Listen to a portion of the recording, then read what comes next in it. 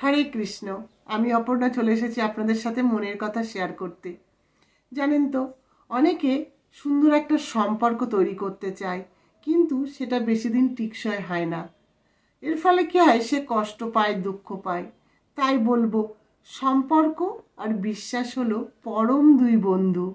এটা সবার আগে বুঝতে হবে।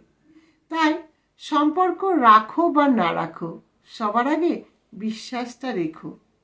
আর যদি তুমি বিশ্বাসটা রাখতে পারো, দেখবে সম্পর্ক আপনা থেকেই থেকে যাবে।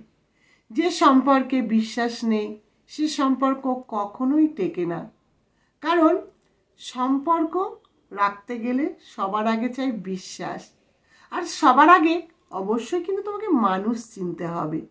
কারণ মানুষ তো দেখতে একই রকম, কিন্তু এই মুখের আড়ালে আছে কি মুখোশ পরা, যেটা মানুষের পাশে বেশ কয়েকদিন থাকার পর, কিছুদিন কথা বলার পর বোঝা যায়।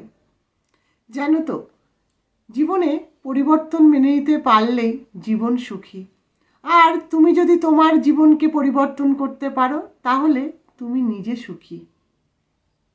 আরেকটি কথা সবসময় মনে রেখো, এই পৃথিবীতে ভুল বোঝার জন্য অনেক মানুষ আছে, কিন্তু পরিস্থিতি বোঝার জন্য খুব কম মানুষই কাছে পাওয়া যায়। তাই জীবনে যদি কখনো ভালো বন্ধু পাও, কখনো তার সাথে বিশ্বাসঘাতকতা করো না।